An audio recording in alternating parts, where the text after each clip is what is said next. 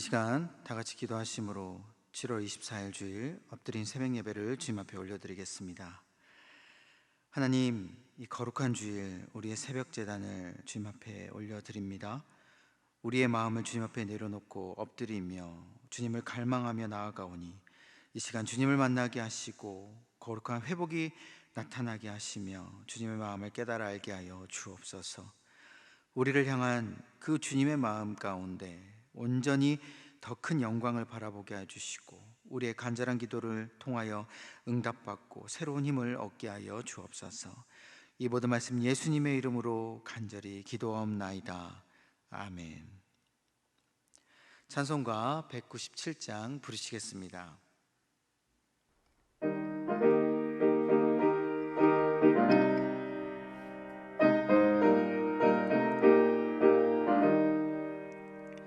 은혜가 풍성한 하나님은 믿는 자 사람 한 사람 어제도 오늘도 언제든지 편찮고 보호해 주시네.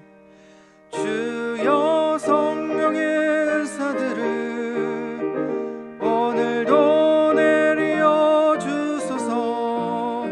성령의 뜨거운 물길로서 오늘도 충만케 하소서. 정욕과 죄악에 물든 맘을 성령의 불길로 태우사 정결케 하소서. 태우소서. 깨끗게 하여 주옵소서. 주여 성령의 은사들을 오늘도 내려 주소서. 성령의 뜨거운 불길로서 오늘도 충만케 하소서. 희생의 제물로 돌아가신 어린 양 우리 주 예수여, 구속의 은혜를 내리시사 오늘도 구원해 주소서. 주여 성령의 은사들을 오늘도 내려 주소서. 성령의 뜨거운 불길로서 오늘도 충만케 하소서. 주님의 기쁘신 은혜만을 세상에 널리 전하리니 하늘의 능력과 권세로서 오늘도 입혀 주옵소서. 주여 성령의 은사들을 오늘도 내려 주소서. 성령의 뜨거운 불길로서 오늘도 충만케 하소서. 아멘. 아멘. 오늘 하나님께서 우리에게 주시는 말씀은 고린도후서 9장 10절에서 15절 말씀입니다. 고린도후서 9장 10절에서 15절까지 말씀입니다. 제가 봉독하겠습니다. 심는 자에게 씨와 먹을 양식을 주시는 이가 너희 심을 것을 주사 풍성하게 하시고 너희 의의 열매를 더하게 하시리니 너희가 모든 일에 넉넉하여 너그럽게 연보를 함은 그들이 우리로 말미암아 하나님께 감사하게 하는 것이라. 이 봉사의 직무가 성도들의 부족한 것을 보충할 뿐 아니라 사람들이 하나님께 드리는 많은 감사로 말미암아 넘쳤느니라. 이 직무로 증거를 삼아 너희가 그리스도의 복음을 진실히 믿고 복종하는 것과 그들과 모든 사람을 섬기는 너희의 후한 연보로 말미암아 하나님께 영광을 돌리고 또 그들이 너희를 위하여 간구하며 하나님이 너희에게 주신 지극한 은혜로 말미암아 너희를 사모하느니라. 말할 수 없는 그의 은사로 말미암아 하나님께 감사하노라. 이 말씀은 살아계신 하나님의 말씀입니다. 아멘. 할렐루야. 오늘 이렇게 거룩한 주일, 또 새벽 제단께 와서 주님 앞에 나오신 우리 모든 성도님들에게 놀라운 하나님의 은혜와 영광이 임할 줄로 믿습니다. 앞서 우리는 고린도 교회의 모습을 좀 살펴보면서 바울은 고린도 교회 성도들과 1년 가까이 가난한 자들을 우리가 좀 섬겼으면 좋겠다, 그 연보를 우리가 모으고 그 가난한 자들에게 주자, 이렇게 약속을 하고 바울은 고린도 교회를 떠났습니다. 그런데 작정한 그 연보가 모아지기는커녕 교회 안에 이 거짓된 교사들이 있었죠. 그래서 그 거짓된 교사들이 온갖 유언비어와 바울을 비방하는 말, 또한 그 연보에 대한 사용 출처에 대한 명확한 그런 여러 가지 술수를 가지고 성도들을 유혹했습니다. 시험을 했죠. 그래서 성도들은 그 연보를 믿지 못하고 제대로 모이지 않는 상황에 이르게 되었습니다. 그래서 연보가 중단된 상태였죠. 바울은 그래서 오늘 본문 가운데 보면 이 연보를 우리가 다시 시작하자, 이 연보가 왜 중요한지, 우리가 연보를 대하는 그 자세와 그 연보 사역에 대해서 하나님께서 어떤 마음을 가지기를 원하시는지 오늘 본문 가운데 그 연보에 대한 자세와 그 목적에 대해서 이야기를 하고 있습니다. 특별히 오늘 바울은 이 연보를 어떻게 시작하냐면 씨를 심는 것에 대해서 연보를 비유합니다. 이 연보라는 것은 단순히 가난한 자들을 돕고 또 섬기고 거기서 끝나는 것이 아니다라는 것이죠. 이 연보라는 것은 우리가 씨앗을 그 땅에 심는 것과 마찬가지다라고 이야기를 합니다. 오늘 10절 말씀에 보다 보면 이렇게 이야기를 하죠. 심는 자에게 씨와 먹을 양식을 주시는 이가 너희 심을 것을 주사 풍성하게 하신다라는 말씀이 나와 있습니다. 하나님께서 우리에게 씨앗을 주신다라는 것이죠. 연보를 할 때 그냥 너희들이 연보하라는 게 아니라 하나님께서 우리에게 분명히 그 씨앗을 주시고 우리는 그 씨앗을 심어야 된다라는 겁니다. 그래서 그 씨앗이 심으면 연보를 받는 그들에게는 씨앗이 심겨져서 나중에 자란다는 것이죠. 그래서 이후에는 아름답게 열매를 맺는다라는 것을 이야기를 하고 있습니다. 중요한 건 우리가 이 씨앗을 심지 않으면, 하나님께서 분명히 씨앗을 주셨는데 이 씨앗을 심지 않으면 이 씨앗은 죽어버리는 것이죠. 열매를 맺지 못하는 겁니다. 여러분, 제가 가정사역위원회를 맡으면서 지금 도시농부를 하고 있는데 도시농부에서도 보면 성도들이 씨앗을 심습니다. 물론 모종을 심을 때도 있지만 씨앗도 심습니다. 그런데 그 씨앗을 심고 나서 제대로 가꾸고 또 하지 않으면 이 씨앗 자체가 물론 이제 굉장히 풍성하게 열매를 맺는 경우도 있지만 그렇게 잘 가꾸지 못했을 때는 풍성하게 열매를 못 맺죠. 그러면 작게 열매를 맺는 모습을 보게 됩니다. 또 때로는 열매를 맺지 못하는 모습도 보게 되죠. 하다못해 그런 열매를 맺지 못하는 모습, 또한 그 열매를 조금만 맺는 모습만 보더라도 그 마음이 얼마나 속상한지 모르겠습니다. 그런데 하다못해 하나님께서는 우리에게 가난한 자들, 또 우리의 이웃을 위하여서 우리에게 분명히 씨앗을 심으라고 씨앗을 주셨죠. 그런데 우리가 그 씨앗을 심지 않는다면 하나님의 마음은 어떨까요? 그 마음은 굉장히 속상하고 하나님의 뜻이 우리 가운데 역사하는 것을 우리는 보지 못할 것입니다. 여러분, 이 씨앗은 분명하게 하나님이 주신 것이어서 내 것이 아니다 라는 사실을 우리가 분명히 기억해야 됩니다. 이 씨앗은 하나님께서 주시는 것이죠. 주체는 하나님이라는 것입니다. 내가 연보할 것처럼 생각하고요, 내가 그들을 위해서 구제하는 것처럼 생각하고 할지라도 하나님께서는 분명히 우리에게 이 연보할 것, 이 씨앗을 우리에게 주신다라는 사실입니다. 그러니까 우리는 이 씨앗에 대해서 걱정할 필요가 있을까요, 없을까요? 걱정할 필요가 없다라는 것이죠. 왜? 내가 지금 굉장히 상황도 힘들고 재정적으로 어려운데 내가 이들을 어떻게 섬기지? 어떻게 구제하며 또 이들을 어떻게 내가 도와줄 수 있지? 그 걱정을 할 필요가 없다라는 겁니다. 분명한 건 주체이신 하나님께서 우리에게 연보할 씨앗, 또 그 넉넉한 재정 가운데, 또 넉넉한 그 마음 가운데 우리와 함께 하셔서 도울 수 있도록, 연보할 수 있도록 우리를 붙들어 주시는 것이죠. 그랬을 때 우리는 그 씨를 심기만 하면 되는 것입니다. 하나님께서는 부족함이 없으시고 가난한 자들에게는 자연스레 다른 루트를 통하여서 분명하게 채워줄 수도 있습니다. 꼭 내가 재정적으로 힘든데도 불구하고 나를 통해서 하지 않고 다른 사람을 통해서 하실 수도 있다라는 것이죠. 그런데 분명한 건 하나님께서 우리에게 연보를 요구하십니다. 우리에게 씨앗을 분명히 주시긴 하지만 넉넉하지 않은 상황이 분명히 우리에게 펼쳐질 수도 있어요.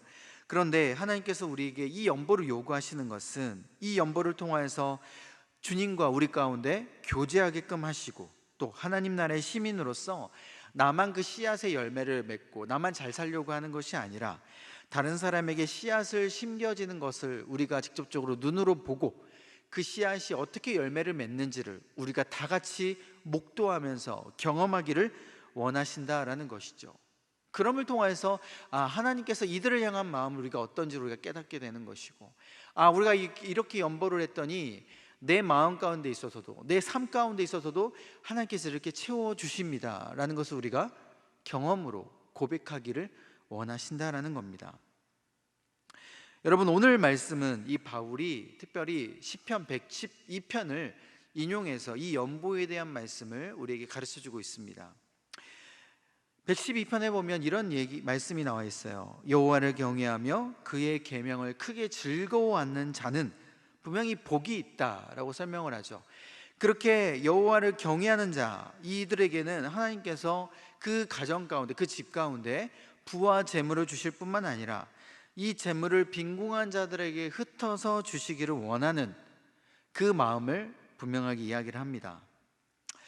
하나님으로부터 받은 그 복이 타인에게 흘려보내는 것이 분명히 하나님은 우리에게 재물을 주시는 목적이다. 그리고 그 목적을 이루었을 때 우리가 하나님 앞에 축복권을 받는다라는 그런 의미가 있는 것이죠.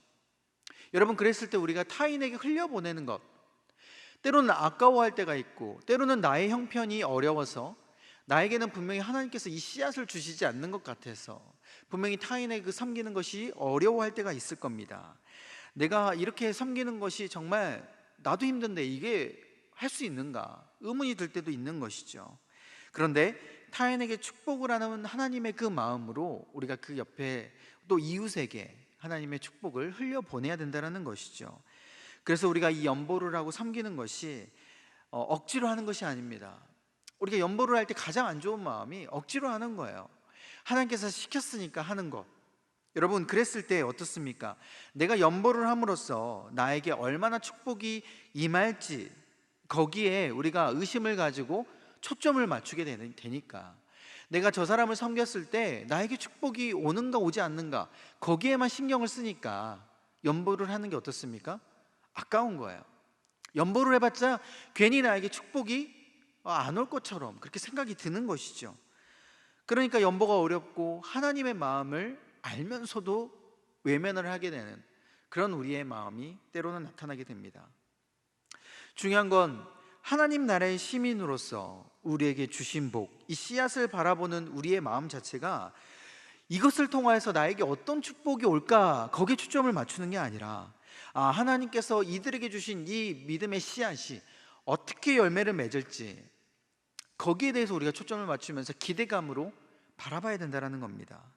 보통 우리가 이 씨앗을 심을 때 내가 하나님 이 씨앗을 심었으니, 이 연보를 했으니 하나님 우리 가정 가운데, 우리 일터 가운데 복을 주옵소서, 거기에 대해서 우리가 계속 초점을 맞추고 하나님 앞에 바라면서 기도하게 되는데, 여러분, 그러는 것이 아니라 바울이 말하는 건 사람이, 우리 마음이 바뀌어야 된다는 거예요.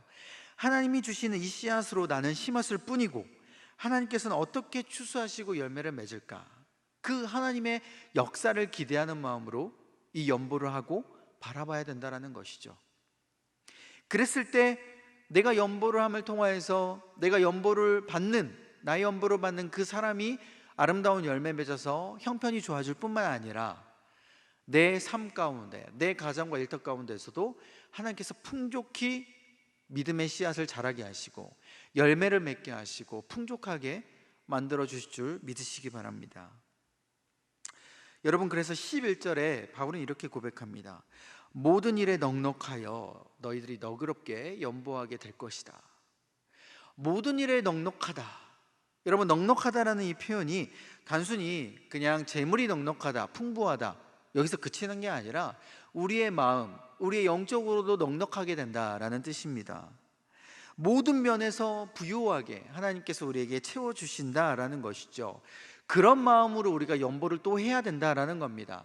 때로는 지금 당장 넉넉하게 보이지 않을지라도 우리 형편이, 마음으로 우리가 넉넉한 마음으로 하나님께서 주실 것들을 때로는 기대하면서, 그 열매 맺을 것을 우리가 기대하면서 우리가 그 넉넉함으로 연보하게 되다 보면 우리의 물질 또 우리의 마음 모든 것 면에서 우리가 넉넉하게 연보하게 될 줄 믿으시기 바랍니다. 하나님께 드릴 때 이것은 인색함이 아니라 우리가 넉넉함으로 분명히 하나님 앞에 드려야 되는 것이죠. 이것은 다른 사람을 돕는 구제연금 또 구제 연보뿐만 아니라 11조도 마찬가지예요. 하나님 앞에 드리는 우리 모든 것이 우리가 넉넉함으로 주님 앞에 드려야 되는 거예요. 아까워하는 마음이 아니라. 그랬을 때 하나님께서 우리 마음을 기쁘게 받아주시고 우리의 모든 삶의 지경을 넓혀주시고 풍족하게 채워주실 줄 믿으시기 바랍니다. 여러분, 그랬을 때 하나님께서는 우리의 연보를 통하여서 성도들이 하나님 앞에 감사하게끔 또한 만드시는 것이죠. 분명한 건 나에게도 하나님 앞에 감사하는 마음이 생기는 겁니다. 여러분, 생각해 보시기 바라요. 내가 연보를 했는데 그 연보를 받은 그분이 하나님 앞에 너무 감사하는 거예요.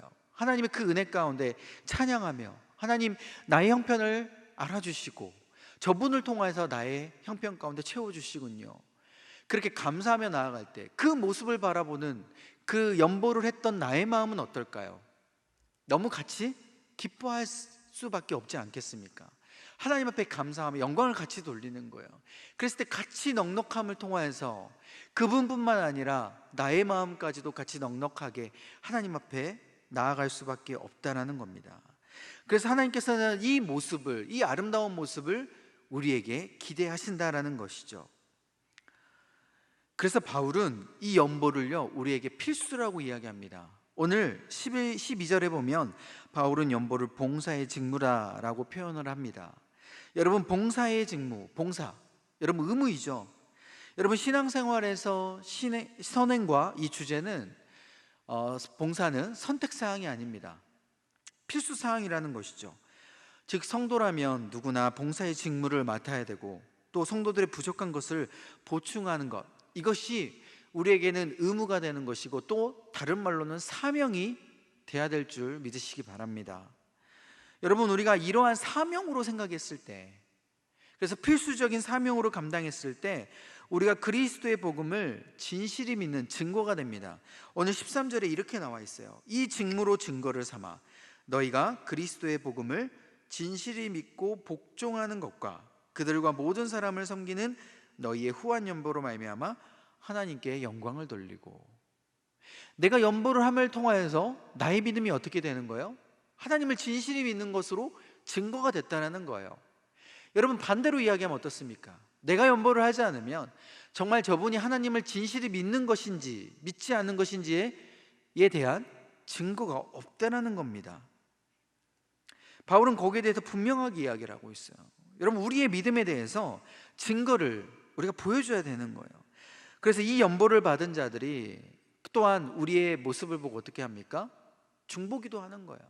아, 저분의 믿음이 진실하시구나. 그 증거를 보고 다른 사람들이 우리의 모습 가운데 또 연보를 했던 우리의 헌신과 수고 가운데 중보기도 하면서 같이 하나가 되는 것이죠. 연보를 받은 자들은 연보한 분들을 위해서 중보기도 하고 또 연보하신 분들은 연보를 함을 통하여서 자신의 믿음이 하나님 앞에 증거가 됨을 통하여서 놀랍게 은혜를 받는 이 놀라운 하나가 되는, 그래서 하나님 나라의 공동체 아름다운 모습을 꿈꾸신다라는 것이죠. 지금 고린도 교회 성도들이 이방인들로 지금 이루어져 있습니다. 그런데 유대인들 중심인 예루살렘 교회의 이방인들에게 지금 연보를 하라라고 바울은 지금 요구하는 것이죠. 여러분, 생각해 보세요. 유대인들과 이방인들은 하나가 될 수 없었습니다. 그동안에 너무 갈라져 있고 유대인들은 계속 이방인들을 너희들은 하나님의 혈통을 받지 못한 자들이다 라고 해서 비난하고, 또 이방인들은 자신들의 배척함을 통하여서 유대인들과 함께 할 수 없는, 그렇게 하나가 되지 못한 모습이 계속 있었는데 이렇게 연보를 함을 통하여서 어떻습니까? 유대인들과 이방인들이 하나가 되는 놀라운 그 모습을 바울이 꿈꾸면서 이 연보에 대한 사명에 대한 중요성을 이야기하는 것이죠. 바울은 아직 장차 이루어지지 않았지만 장차 이렇게 하나가 될 날을 믿음의 눈으로 바라보면서 감사를 주님 앞에 드린 겁니다. 이러한 연보의 사명은 여러분 교회를 하나 되게 만들고요, 또 뿐만 아니라 하나님께서 이웃과 교회가 하나 되게끔 만드는 놀라운 귀한 사명의 은혜가 되는 것이죠. 사랑하는 성도 여러분, 우리에게 주신 이 연보의 사명은 우리의 이웃의 축복이자 믿음의 씨앗이 될 줄 믿으시기 바랍니다. 하나님께서는 우리에게 이 연보를 통하여서 우리에게 더 큰 축복을 주실 것이며 믿음의 열매를 통하여서 서로 하나 되게 분명히 만드십니다. 때로는 우리가 섬김이 힘들고 우리의 상황과 형편이 어렵게 보일지라도 우리가 이 연보를 주시는 주체이신 하나님을 믿고 나아가야 됩니다.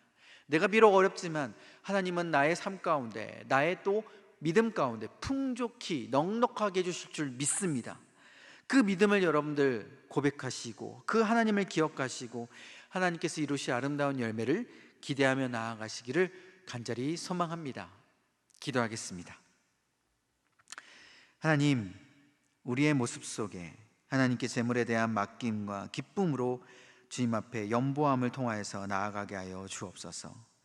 우리에게 그 믿음의 넉넉함, 물질의 넉넉함으로 채워줄 뿐만 아니라 우리의 믿음의 넉넉함으로 풍족히 채워주시고 하나님께서 우리에게 연보를 통하여서 이루어 가실 그 믿음의 열매를 기대하게 하여 주시며, 또한 우리가 섬기는 믿음 속에서 섬기는 것 이상으로 우리의 모든 큰 축복으로 채워 주옵소서. 주님, 우리 교회를 위해서 기도합니다. 우리 안산제일교회를 통하여서 많은 주님의 백성들이 주님을 바라보게 하여 주옵시고, 또한 제일복지재단 강물과 또한 성도들의 많은 믿음의 연보를 통하여서 교회가 하나 되게 하시고 우리 이웃이 믿음의 열매를 맺어 주님께 돌아오는 역사를 보게 하여 주옵소서. 이 모든 복음과 사역을 이끌어 가시는 우리 담임 목사님에게 성령 충만함과 이웃의 아픔에 민감히 반응하여 하나님의 마음으로 교회와 이웃을 넉넉히 품게 하여 주옵소서. 주님, 우리 교회 여름 사역을 준비하고 또 진행 중에 있습니다. 남아있는 사역 가운데 우리 사랑부 국제사역위원회 이 사역 가운데 하나님의 기름 부음이 풍족히 임하게 하여 주시고 온전히 천국잔치가 펼쳐지게 하여 주시며 하나님을 만나는 귀한 성도들의 은혜가 임하게 하여 주옵소서. 오늘도 각 처소에서 주님께 기도하는 우리 모든 자녀들에게 하늘문을 열어주시고 그 기도에 응답하여 주시며 마음껏 은혜 베풀어 주옵소서. 이 모든 말씀 믿사오며 거룩하신 예수님의 이름으로 간절히 기도하옵나이다. 아멘. 하늘에 계신 우리 아버지, 아버지의 이름을 거룩하게 하시며 아버지의 나라가 오게 하시며 아버지의 뜻이 하늘에서와 같이 땅에서도 이루어지게 하소서. 오늘 우리에게 일용할 양식을 주시고 우리가 우리에게 잘못한 사람을 용서하여 준 것 같이 우리 죄를 용서하여 주시고 우리를 시험에 빠지지 않게 하시고 악에서 구하소서. 나라와 권능과 영광이 영원히 아버지의 것입니다. 아멘. 계속 기도하실 때 나라와 민족, 교회를 위해 오늘 주신 말씀을 놓고 기도의 자리로 나아가겠습니다.